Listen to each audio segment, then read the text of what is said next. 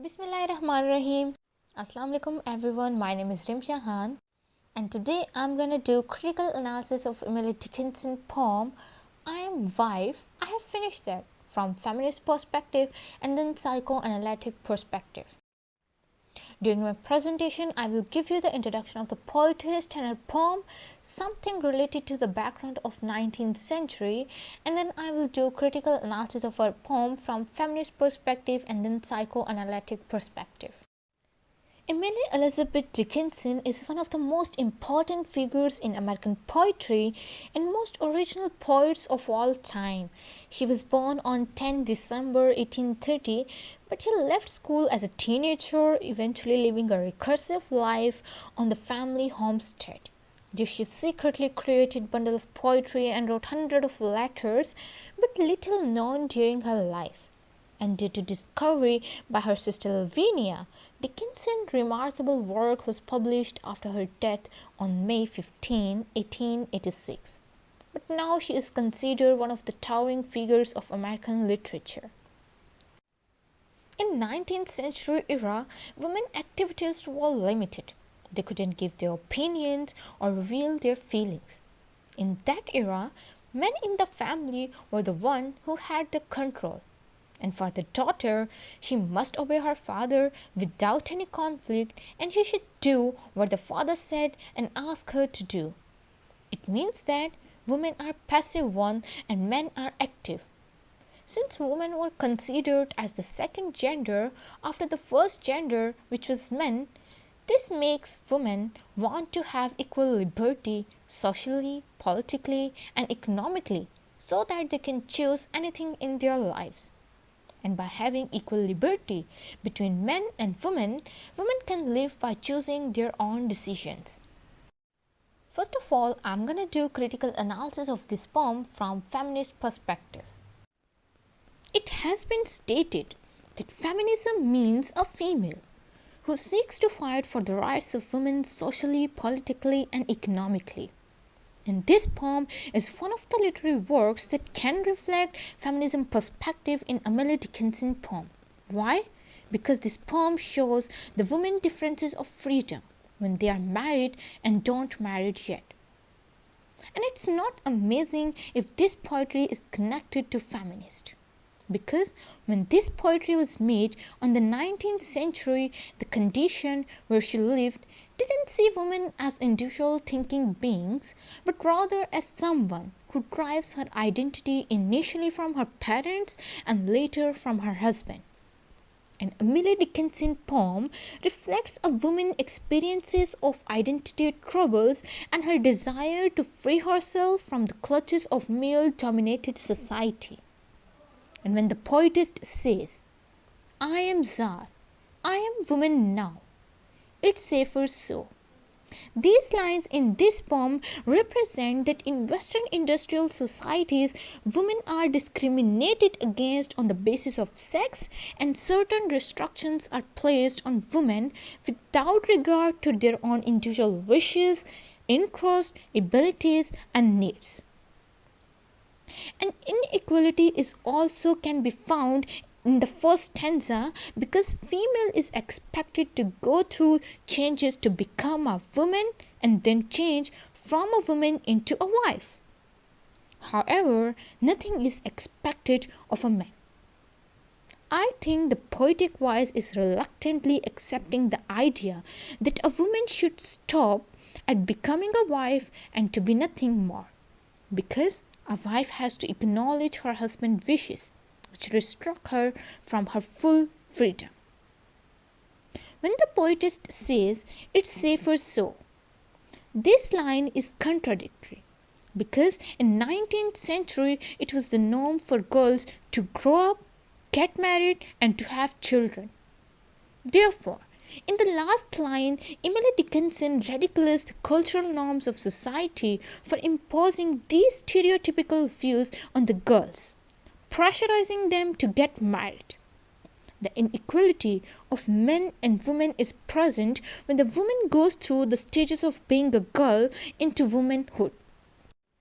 This poem compares the confusing thoughts of a female who is pressurized to get married and to follow the norms of society.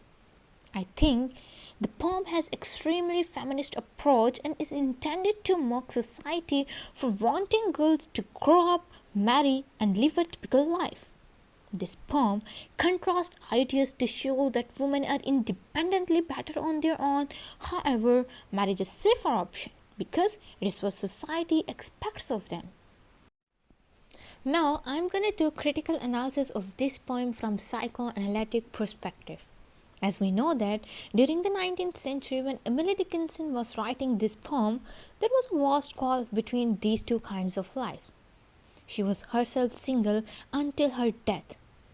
And this feature that might influence the reader understanding of this short poem according to psychoanalytic perspective. In this poem, we can easily find out conflict between it, ego and superego in the mind of Emily Dickinson. And as we have already discussed about that in 19th century when the society was male dominated and the status of the woman was like that, who drives her identity initially from her parents and later from her husband. And it was the norm for girls to grow up, get married and to have children. Emily Dickinson didn't marry. And her poem reflects her experiences of identity troubles. As we know that it operates according to player principle, so this poem reflects her desire to free herself from the clutches of male-dominated society. Emily Dickinson didn't marry because she understands her own world very well. And she is fully aware of the fact that being married is easier than being alone in the 19th century. That's why she says that it is safer so to be married than to live a spinster life. We also know that superego works on morality principle that allows her to think about inequality because the female is expected to go through changes to become a woman and then to change from a woman into a wife. However, nothing is expected of a man. An ego that works on reality principle and creates a balance between it and superego, and we can also observe in the last stanza when the poetess says, "But why compare?" This line in this poem might be insisting that there is no reason to compare the life of a wife to that of a single woman.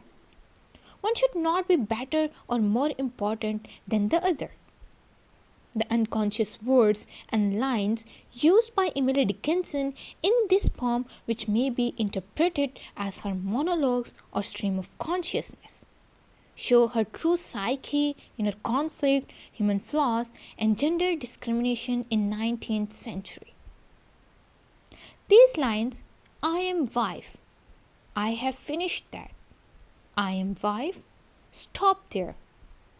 These lines in this poem explain about her insecurity again, and Emily Dickinson, after being a victim as a woman, she still has to look for an identity crisis and seek protection from male-dominated society. It is possible that the word wife in the first line of the poem unconsciously may represent attitude about marriage or wifehood that she observed in other married women such as her mother or her sister-in-law. The wife poems are a group of 6 poems, and the significance of these poems is that in trying to interpret what Emily Dickinson may have meant by the word wife, the reader is forced to re-evaluate Emily Dickinson's relationship with her father. So we can say that this poem, "I am wife, I have finished that," reflects an idea that Dickinson was a victim of sexual abuse, particularly incest lies in an interpretation of the wife poems. This poem shows how Dream must be buried deep because of his demands to be a wife resulting from patriarchal society. One must grant that her writing served as an emotional catharsis and as a healing therapy for her, which contributes to its appeal. In the poem, "I am wife, I have finished that," the poetic voice is nervous and represents conflicting feelings and anxiety of the poetess. Her contradictory feelings arise when she realizes that leaving girlhood, becoming a woman, and then a wife will prevent her from having self-identity. Because once she's a wife, she's almost labeled as possession of her husband. Capital letters, exclamation marks, and dashes on the closing and opening line of the poem show the frustration, unfairness, and discrimination between men and women in Dickinson society. We can say that Emily Dickinson is insecure with the idea of becoming a full woman.